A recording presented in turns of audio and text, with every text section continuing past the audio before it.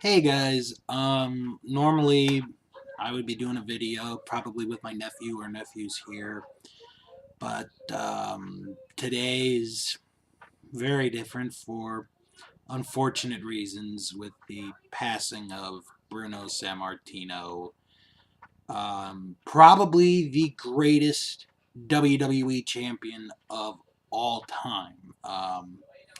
Passed away this morning at the age of 82 years old. This it's easy to say this hit is a surprise, I think, to a lot of people, considering, Bruno Sammartino was always a healthy man, was always in great condition no matter what, the situation. Yeah, this is truly a sad day for the world of professional wrestling as one of the great champions, one of the all-time greats, died today at the age of 82. There's been tributes all over the place. Madison Square Garden tweeted a little while ago with this tweet with a picture of Bruno stating, "Today is a sad day for wrestling and sports fans. Simply put, Bruno Sammartino was one of the biggest stars in the long and storied history of Madison Square Garden, a legend in every way. Our thoughts and prayers are with his family today and always." The mayor of Pittsburgh, pardon me, Bill Peduto, released a statement today, and this is what Mr. Peduto said, quote, "Bruno Sammartino was one of the greatest ambassadors the city of Pittsburgh ever had. Like so many of us, his immigrant family moved here to build a new life, and through his uncommon strength and surprising grace, he embodied the spirit of Pittsburgh on the world stage. Some of the fondest memories of my childhood are of sitting in the basement with my grandfather on Saturday morning and watching Bruno wrestle. They both came from the same part of Italy, and when my grandfather, who was 5'8", would watch Bruno wrestle, he became 6'10". I consider it a great personal honor that Bruno and I later became friends. I join all other Pittsburgh residents in saying thank you, Bruno, and we will miss you." And then finally, before I go in a little bit of in-depth into Bruno Sammartino, the Pittsburgh Steelers and the Pittsburgh Penguins, the two professional sports teams in that area, they released statements as well. General Manager Kevin Colbert of the Pittsburgh Steelers wrote, "The Pittsburgh Steelers organization is deeply saddened by the passing of the great Bruno Sammartino. Bruno was truly a world-renowned champion who never lost his identity of a true Pittsburgher, always placing his family and friends ahead of any personal accomplishments. Our thoughts and prayers go out to his wife, Carol, and sons, David, Danny, and Daryl." The Pittsburgh Penguins wrote, "We are saddened to learn of the passing of Pittsburgh wrestling legend Bruno Sammartino. Our thoughts are with his family, friends, and the Pittsburgh sports community." I could go on and read the many reactions from people within the professional wrestling industry, but that would just take too long, I think, in this video.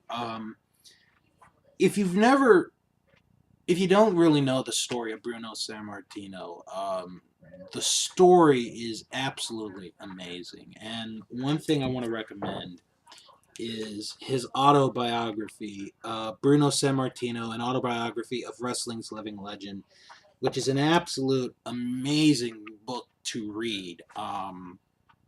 Starting from his childhood in Italy, where he almost died twice as a kid. One time with a very bad case of the flu, and then another time during World War II, where the Nazis had taken his family and a bunch of other families that were living in this small town. They took him up on this mountain and they were gonna shoot them all dead.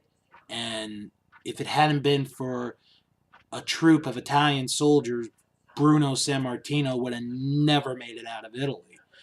Um, and then when he comes to America, because his father had already been to America, he'd been living for a few years. He was waiting for his family to come, and when they finally came, Bruno was literally this scrawny little kid who, in today's society would basically be picked on. And Bruno started going to the gym. He started going out to the YMCA gym, and he would train every single day after school.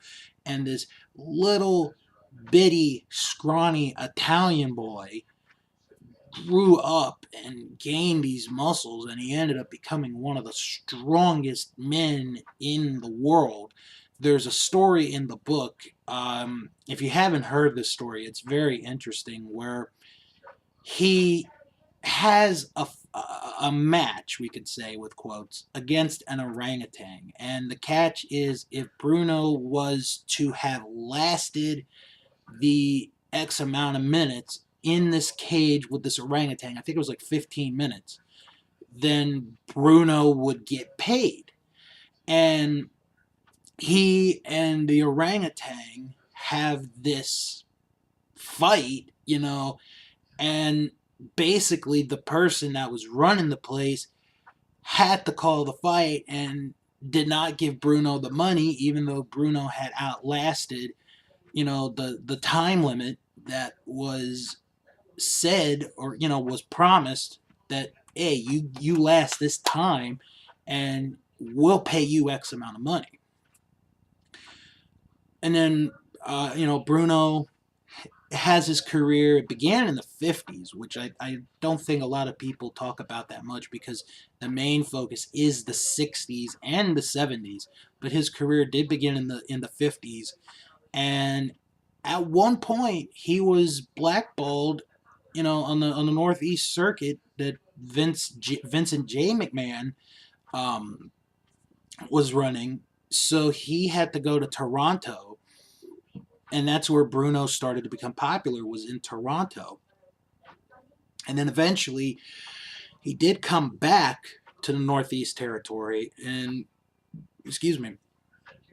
he fought the original Nature Boy, Buddy Rogers, for the then WWF title in Madison Square Garden in 1963, which this year is going to be the 55th anniversary of that event.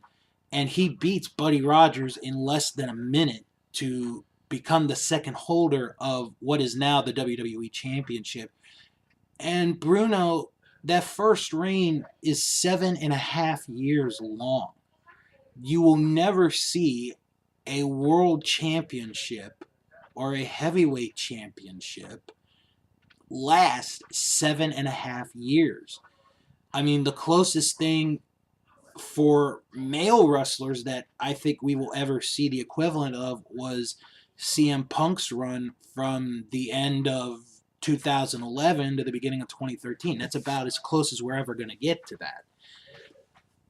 So Bruno has this reign, 7.5 years, and then he faces Ivan Koloff in Madison Square Garden in 1971, and the story has become one of the most famous stories, I think, not only of the history of Madison Square Garden and wrestling in the Garden, but in wrestling as well, where Ivan Koloff beats Bruno for the belt.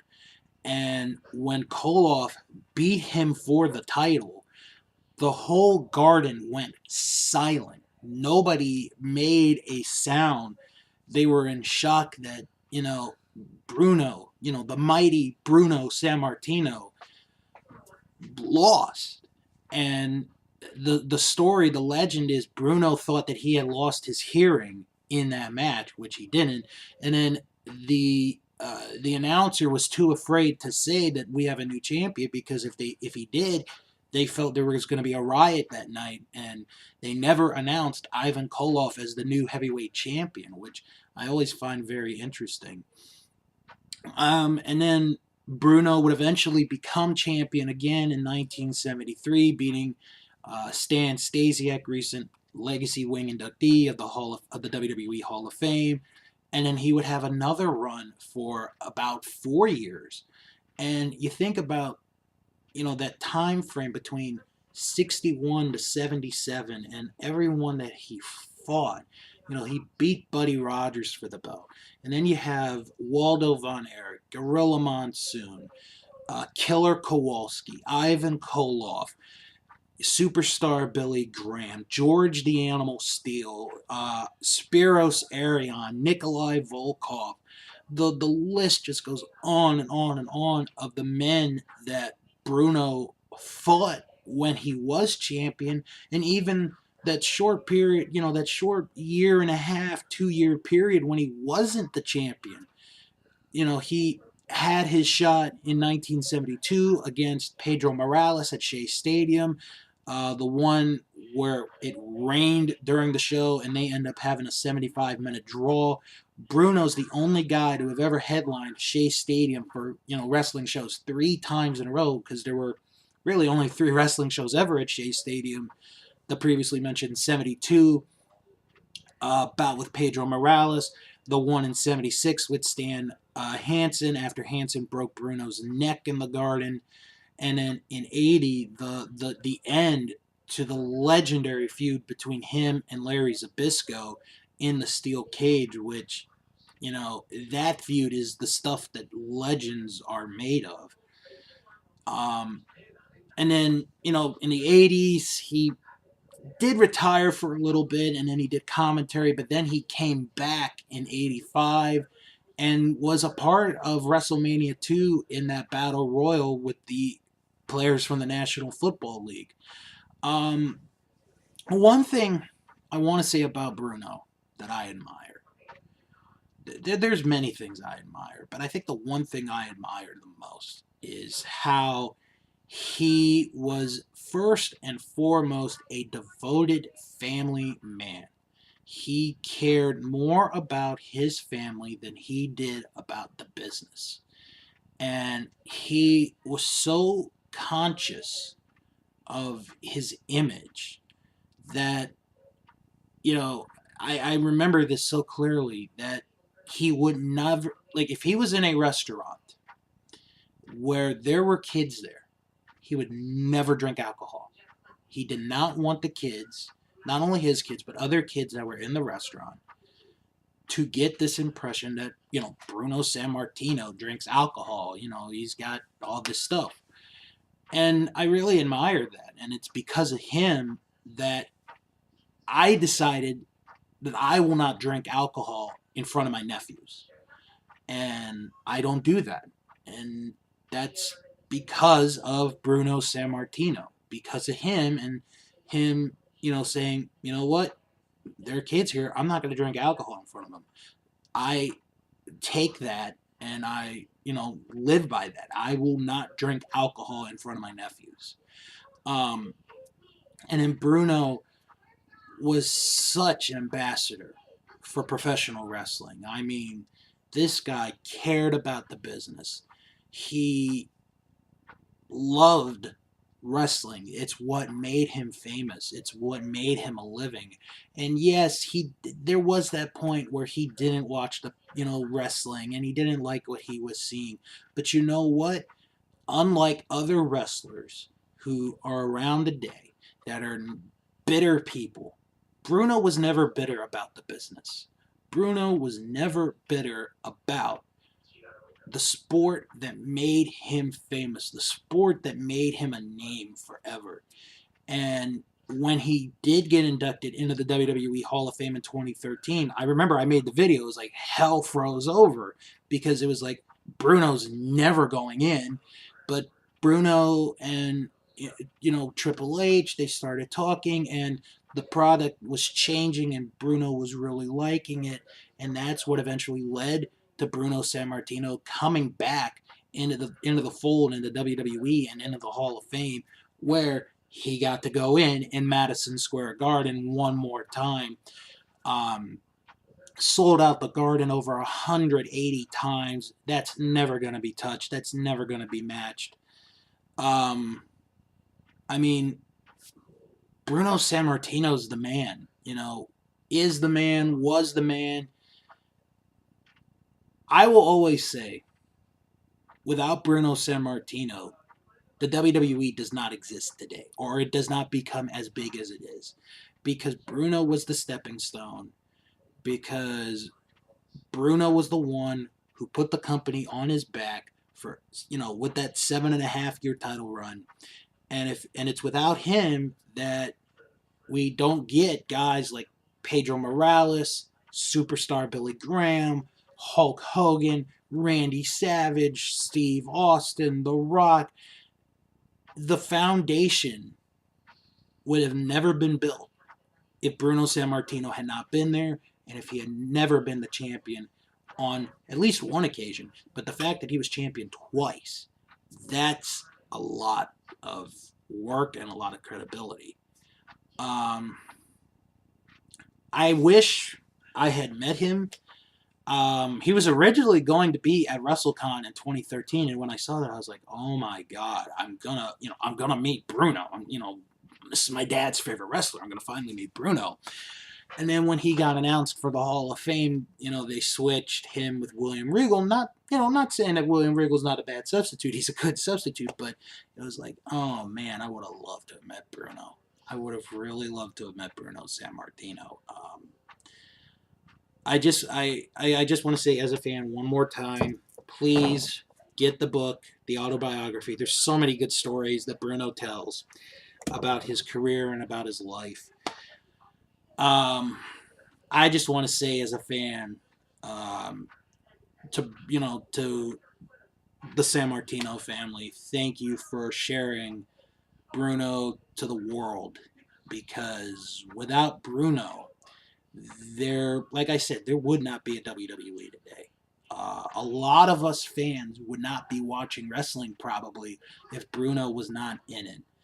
And the world will truly miss the living legend. He was the living legend of professional wrestling.